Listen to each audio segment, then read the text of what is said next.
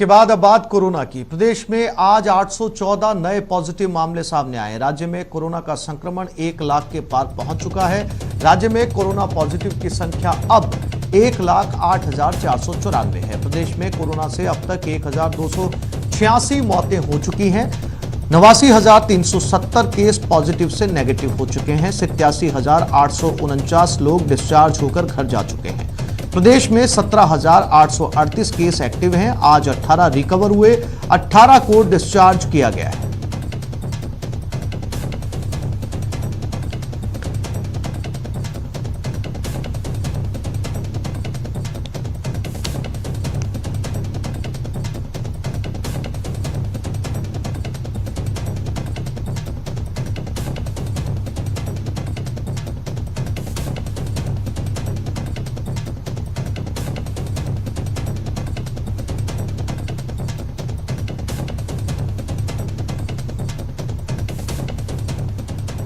और इसी खबर पर ज्यादा जानकारी के लिए सीधा रुख करते हैं कोटा, जहां हमारे संवाददाता शाकिर अली हमारे साथ लाइव जुड़े हुए हैं।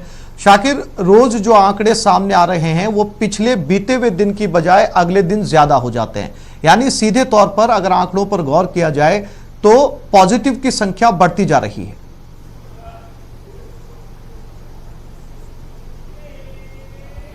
जी बिल्कुल आसिफ, और इसकी बड़ी कारण ये भी है कि अब सैंपल का दायरा भी जो है वो लगातार बढ़ाया जा रहा है। कोटा में भी जो है लगातार जो है रैंडम सैंपलिंग का दायरा दिनों दिन बढ़ाया जा रहा है ताकि पॉजिटिव रोगियों तक जल्द पहुंचा जा सके और उनको समय पर उपचार मिल सके।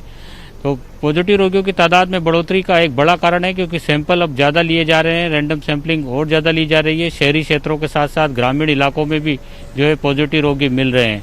8,000 के करीब अब कोटा में जो है पॉजिटिव रोगियों की संख्या पहुंचने वाली है। तो जाहिर तौर पर संख्या जिस लिहाज से बढ़ रही है वो अपना आप में चिंताजनक है, लेकिन सबके बीच ज़रूरत इस बात की है कि जो गाइडलाइन है, जो पूरी दुनिया जिस बचाव को अपना रही है, सोशल डिस्टेंसिंग, मास्क पहनना और अपने आप को जो है बचा के रखना, वही तरीका जो है हम सबको भी अपनाना है और आम आवाम को भी अपनाना है। तो क्योंकि अब ज़िंदगी जो है रफ्तार पर लौट गई है, तमाम चीज़ें, बाज़ार वगैरह खुल गए हैं, लोग घरों से बाहर निकलते हैं, लेकिन कहीं ना कहीं जो एहतियात है उसमें कहीं ना कहीं लापरवाही जो है वो नज़र आती है और उसी का नतीजा है कि लगातार पॉजिटिव रोगियों की तादाद में बढ़ोतरी होती चली जा रही है।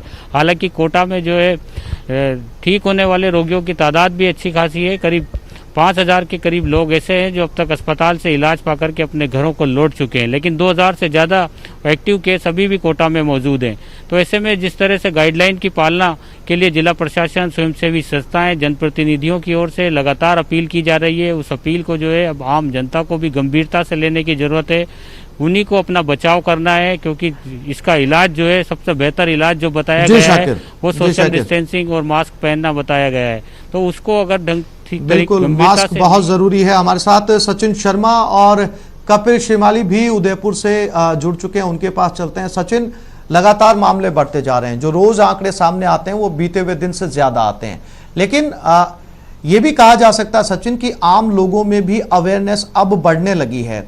जिन लोगों में थोड़े भी सिम्टम होते हैं, लोग खुद भी पहुंचने लगे हैं अपनी जांच करवाने के लिए। शायद ये भी एक वजह है कि आंकड़े ज्यादा आ रहे हैं। सचिन, देखिए आसिफ, यदि पूरे स्टेट को यदि हम देखें तो पूरे स्टेट में इस समय 1,08,000 से ज़्यादा केसेस सामने आ चुके हैं। राजधानी जयपुर की बात करें तो 16,173 पॉजिटिव अब तक सामने आ चुके हैं। और जहां तक केसेस बढ़ने की बात है, चूंकि टेस्टिंग की संख्या भी बढ़ी है और करीब 28 लाख के आसपास पहुंच चुका है आंकड़ा पूरे प्रदेश का, जहां सैंपलिंग जो है इतनी बड़ी संख्या में हुई है। और सबसे बड़ी बात कि राजस्थान में जो जांच की जो पद्धति है वो RT-PCR टेस्ट की पद्धति अपनाई जा रही है, क्योंकि ये कंफर्म टेस्ट माना जाता है। यहाँ पर जो रैपिड टेस्ट किट है उसको नहीं अपनाया गया क्योंकि केवल संख्या बढ़ाने का मकसद जो है वो राज्य सरकार का नहीं है। राज्य सरकार का कहना है कि RT-PCR टेस्ट ही जो है वो एक सर्वमान्य टेस्ट है जिसके जरिए किसी भी कोरोना व्यक्ति को पॉजिटिव या नेगेटिव कंफर्म किया जा सकता है। ऐसे में यदि हम राजधानी जयपुर की भी बात करें तो राजधानी जयपुर में जैसा कि हम देख रहे हैं कि पिछले कुछ दिनों में करीब जो है 350 के ऊपर का ही आंकड़ा बना हुआ है, इसके आसपास का आंकड़ा बना हुआ है। और मौतों की बात करें तो राजधानी जयपुर में पिछले 12 घंटे में 1 मौत दर्ज हुई है और 305 मौतें अब तक हो चुकी हैं। ऐसे में ये कहा जा सकता है कि रिकवरी रेट जो है वो बहुत अच्छी बनी हुई है, क्योंकि 82% का जो है आंकड़ा इस समय राजस्थान स्टेट का चल रहा है। जहाँ तक मौतों की बात करें तो 1.23% जो है वो इस समय मृत्यु दर है। और ये सबसे बड़ी समझने वाली बात है कि राज्य सरकार के प्रयास अपनी ओर हैं, और दूसरी तरफ जैसे मुख्यमंत्री अशोक गहलोत ने 2 दिन पहले जिस तरह से एक वर्चुअल ओपन प्लेटफॉर्म पर संवाद भी किया था देश के प्रख्यात चिकित्सकों के साथ, उसमें भी ये बात निकल कर के आई थी कि जब तक लोग मास्क का जो है उपयोग नहीं करेंगे, हाथों का बार बार सैनिटाइज नहीं करेंगे या उन्हें नहीं धोएंगे या सोशल डिस्टेंसिंग का पालन नहीं करेंगे, तब तक जो है कोरोना के फैलाव को नहीं रोका जा सकता है। तो ऐसे में ये बात जो है शायद अब लोगों को समझ में आने भी लगी है, लेकिन जिस तरह से अनलॉक बढ़ रहा है और जिस तरह से धीरे धीरे बिल्कुल सचिन, लोगों के अंदर अवेयरनेस भी बढ़ रही है और मास्क और सैनिटाइजेशन इस समय बेहद जरूरी शर्तें हैं जिससे कोरोना से बचा जा सके। कपिल भी हमारे साथ उदयपुर से लाइव जुड़े हुए हैं, कपिल के पास चलते हैं। कपिल, क्या कहा जा सकता है उदयपुर के बारे में? आंकड़े बढ़ रहे हैं और उसी हिसाब से रिकवर हो रहे हैं, क्या स्थिति कोटा की और उसके बाद उदयपुर की? कपिल जी बिल्कुल, देखिए उदयपुर में भी रिकवरी रेट अच्छी है, लेकिन आंकड़ों में भी लगातार बढ़ोतरी देखी जा रही है। पिछले 24 घंटे में 42 पॉजिटिव मरीज उदयपुर में सामने आए और इन 42 पॉजिटिव मरीज में 9 क्लोज कॉन्टैक्ट, तो वहीं 27 ऐसे मरीज हैं जो कि नए पॉजिटिव केस हैं।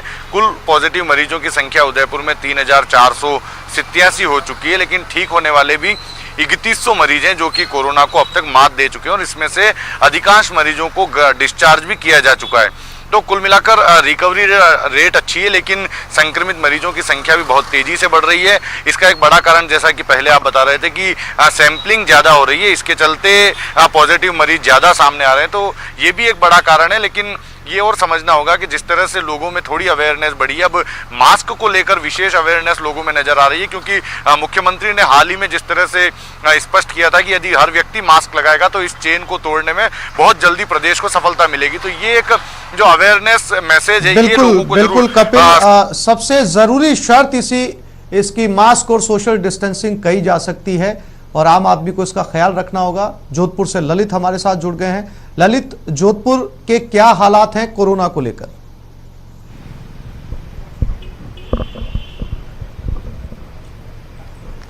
देखिए, ऐसे जोधपुर के आंकड़े डरावने वाले हैं। लगातार 400 से ज़्यादा मरीज आ रहे हैं। कल 540 मरीज नए सामने आए हैं। 2 और मौतें दर्ज की गई हैं। इस लिहाज से 18,500 से ऊपर आंकड़ा चला जा चुका है और 276 लोगों की मौत हो चुकी है। लेकिन ज़मीनी स्तर पे कोई सख्ताई नज़र नहीं आ रही। यही कारण है कि लगातार मामले सामने आ रहे हैं। हर जगह सोशल डिस्टेंसिंग की पालना नहीं हो रही है। मास्क लोग अब इस बहुत तो हल्के में ले रहे हैं और यही कारण है कि वहीं अस्पतालों की बात करें तो 2 अस्पताल ऑलरेडी फुल हो चुके हैं। महात्मा गांधी अस्पताल में 9 बेड की स्थिति आ चुकी है। एम्स में 9 बेड की स्थिति है। अब चूंकि एमडीएम अस्पताल में 300 बेड की व्यवस्था कल की थी, तो वो भी अब आज शाम तक जो है लगभग फुल होने वाले हैं। तो ऐसे में जो लापरवाही लगातार बढ़ती जा रही है, वही कारण है कि अब अस्पताल फुल हो जा रहे हैं। अब जरूरत पुलिस और प्रशासन को सख्ती की है ताकि लोग अवेयर हो। हर बड़ा कारण आम लोगों की लापरवाही भी है, जिसकी वजह से भी लगातार आंकड़े बढ़ते जा रहे हैं। आप चारों साथियों का बहुत शुक्रिया जुड़ने के लिए।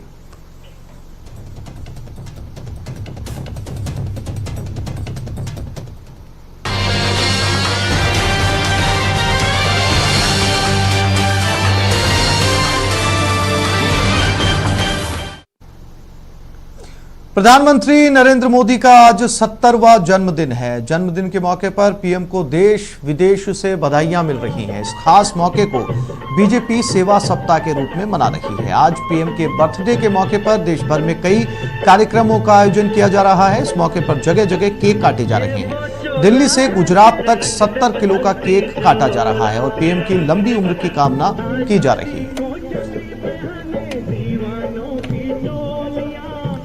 कंगना रनौत ने पीएम मोदी को बर्थडे विश किया है। कंगना ने वीडियो के जरिए कहा कि हम भाग्यशाली हैं कि आप हमारे प्रधानमंत्री हैं और पहले किसी भी पीएम को इतना प्यार नहीं मिला जितना जनता आपसे प्यार करती है। माननीय प्रधानमंत्री जी, आपको जन्म दिवस की बहुत बहुत बधाई। मुझे आपसे कभी बात करने का मौका नहीं मिला और हम जब भी मिले हैं 2-3 बार फोटो ऑप्स के लिए मिले हैं, लेकिन मैं आपसे कहना चाहती हूँ कि ये देश आपको बहुत सराहता है। मुझे पता है कि ऐसी बहुत सारी आवाजें हैं, बहुत सारा शोर है जहां पे जितना अनफेयरली आपको ट्रीट किया जाता है, शायद ही किसी को इतनी गंदी बातें कही जाती है और इतना अपमान किया जाता है, खासकर किसी प्रधानमंत्री को तो शायद ही कोई इतने अभद्र शब्द और इतनी गलत बातें बोलता होगा। मगर आप जानते हैं कि वो बहुत कम लोग हैं, वो सिर्फ एक प्रोपेगेंडा है जो साधारण भारतीय आपके लिए महसूस करता है। वो जब मैं देखती हूं तो मुझे नहीं लगता इतना सम्मान, इतनी भक्ति, इतना प्रेम किसी प्रधानमंत्री को इससे पहले मिला है। बस मैं यही कहना चाहती हूँ कि वो करोड़ों भारतीय जो सोशल मीडिया में नहीं है, जिनकी आवाजें शायद आप तक नहीं पहुंच पाती हैं, मैं यही कहना चाहती हूँ कि वो सब आज प्रार्थना कर रहे हैं आपकी लंबी उम्र की। और हम बहुत ही भाग्यशाली हैं कि हमें आप जैसे प्रधानमंत्री मिले हैं। जय हिंद। पता है, बात है 1950 की। वो सुबह बड़ी ही खास थी। कबूल हुई एक दुआ और उनका जन्म हुआ। एक सूरज उगा, आसमां झुका और चली नई हवा। चलती रही, बहती रही, नए भारत की बात कहती रही।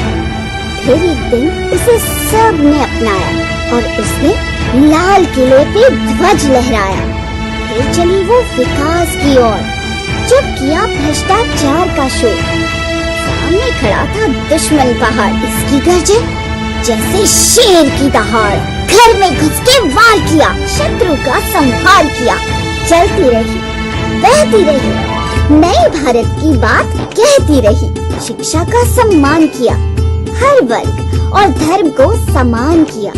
गरीबों को जन धन की चादर से ओढ़ दिया। कश्मीर को भारत से सदा के लिए जोड़ दिया। भारत स्वच्छ किया और उज्जवल भी, दिखाया आत्मनिर्भरता का बल भी। रंग केसरी और हरे का मिलन किया। सर्वसम्मति से राम भूमि का पूजन किया। अहिंसा के पथ पे, राम राज्य के रथ पे चलती रही, बहती रही, नए भारत की बात कहती रही। बस आया है एक पड़ाव, मोदी अंकल ने पूरे किए 70 वर्ष। है सबके चेहरे पे उल्लास और हर्ष। जन्मदिन की बधाई देता है उनको मिलके पूरा Bharatvarsh. Happy birthday Modi uncle.